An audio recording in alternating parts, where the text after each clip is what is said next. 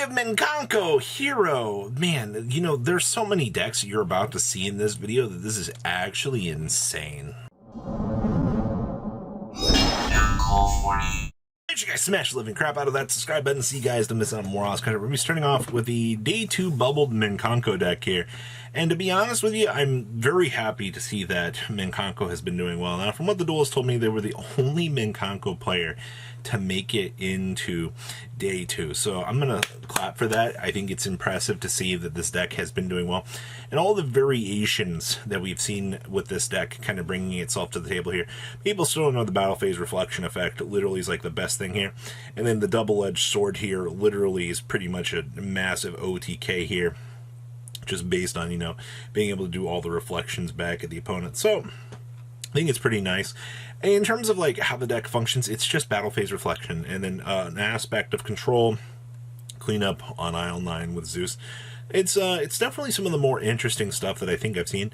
And yes, that is the Ashura King that they're maximizing in the extra deck down here as well. Very interesting. I mean, to be fair, that does turn into a format Zeus, and that can be pretty useful. Next up here was our Scareclaw Kashtira. Well, I mean, it's still Scareclaw with, you know, of course, the splash of, you know, little Kashtira Fenrir's in here. So you can toggle, you know, for the Scareclaw stuff. Now, in terms of how this deck functions, I mean, it's going to be the same thing that we've seen for pretty much, you know, all of time. You go ahead and you set up the big Tri-Heart here. Your opponent stares at it and goes, what am I supposed to do with this? Like, what am I supposed to clean? Well, what is the entire premise of the... You win the game with this. And, of course, I mean, you get the ability to slam out Vicious Stroud here.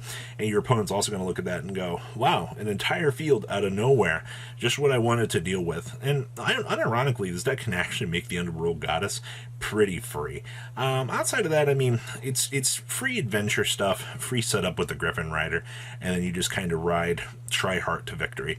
I really wish that there was something else to this deck, but as of current iterations, there really isn't. Next up here, Purely also made top 128. There was a lot of Purely variants out here kind of coming together and making people I just kind of turn their heads this weekend. Now this build does play Dark Will No More and Book of Moons. It does aim to kind of curve out some of the weaknesses that we're seeing now. We will be getting new support here in Duelist Nexus. With that new support here, we are going to see this deck definitely get the chance to get some major play time, and I think that will increase this deck's chances out here. But all things considered, you know, heading on into the new set, this deck had some pretty huge success out of the weekend. I would consider, you know, as much placing as it actually did push itself into, that this was by far probably one of the more unexpected things for duels to kind of have. And of course, Grave of the Super Ancient Organism here doing its thing. So how many variations of this deck worked? A decent amount, actually. We also have, yes, this was a Cyber Dragon list that did bubble out of the weekend, which is crazy to me because I have not seen Cyber Dragons performing at all.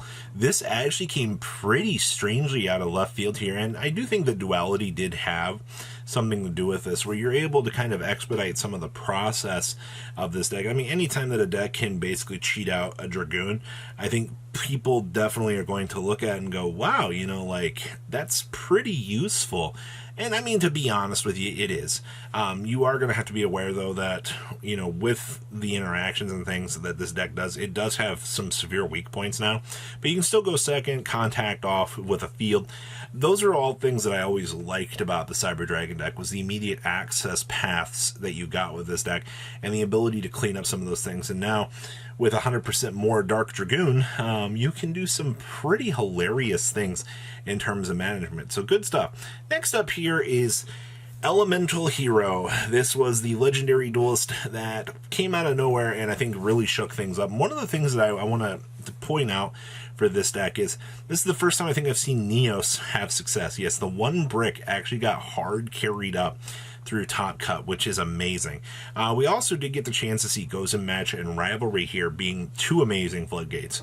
If you are not prepared for the interactions that we are seeing right now with those floodgates, you are going to lose the game about 100% of the time. The amount of people that I noticed out of the weekend that had trouble outing Gozen Match was actually pretty insanely crazy. So, yeah, you might want to find ways to kind of, if you're planning on playing anytime soon, yeah, try to have outs to Rivalry and Gozen, because those two cards are a lot more devastating than I think people remember them being. So if you lose to a Floodgate, I mean, they've been in the game for years now. Not much you can really do about it.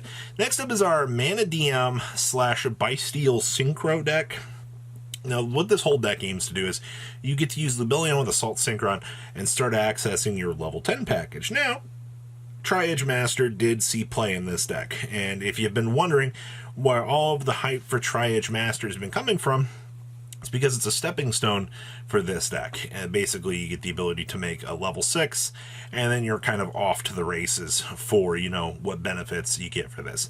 I haven't seen any other deck playing Tri-Edge Master at the moment, but we are entering back into another buyout phase for that, which means that players are kind of looking around going, you know, maybe I want to make sure that I have copies of Tri-Edge Master. It's because more and more Mana DM variations on our side of the game are looking at the card and finding ways to actually play it. So I'm not all that surprised to see it, but man, oh man, hype is hype in this game. I swear it gets more and more interesting every release.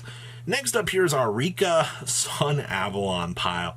60 cards, by the way.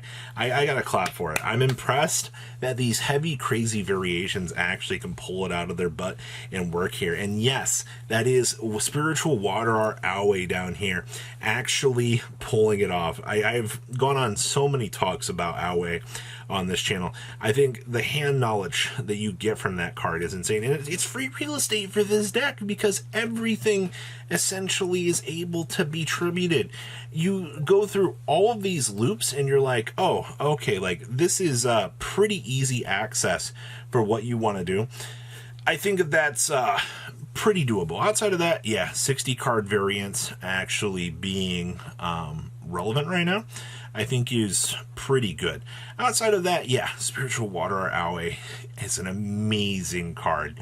Next up here, we actually have Sprite Live Twin. Now, to be honest with you, Sprite Live Twin has not seemed like it was gonna stick around too much. I will be honest with you, I thought that this was the variant, but out of this weekend, it really did not show off very well, which is really sad because, once again, I mean, for all of the events and everything that we saw, you know, the interruption package, the consistency, the power that Evenly Matched gave you to control all of the aspects of your cards was fantastic. And it didn't perform well. I don't know if there just wasn't enough players representing it or what was going on, but the way that it felt, it definitely felt like it missed the mark a wee little bit. So, all things considered, I'm glad to see that the variant is still seeing play.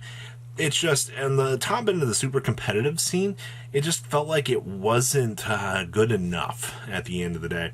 And then we have some, yes, back to our good old friend here, the Cash Tira deck. Man, you know, out of all the Cash variants, I will say, this deck feels like it's been figured out the most, but we are seeing the Infinitrack down there that I did talk about out of the weekend here. So many people in the comment section were like, no, they're not going to play that, Robbie. Well, one list did get into the top 16 here, and for people that are like, no, it's not going to see play, you literally just got countered. Like, please understand the game. It did have success, all right? There was a reason why. Somebody was like, oh, it's a complete joke. There's no reason for them to talk about this.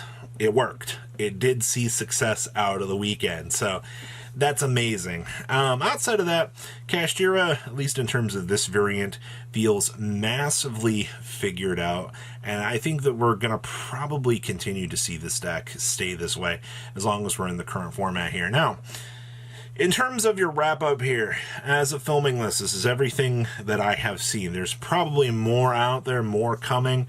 All intents and purposes here, all right?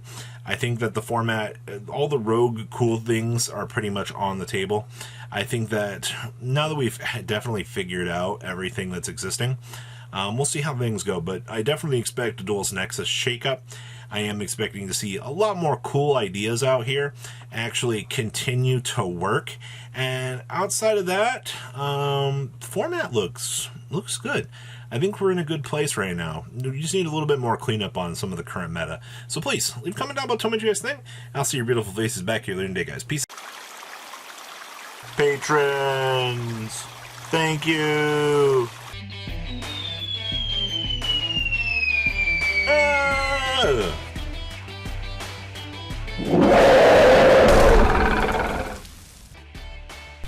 Thank you so much for watching. Check out these other videos.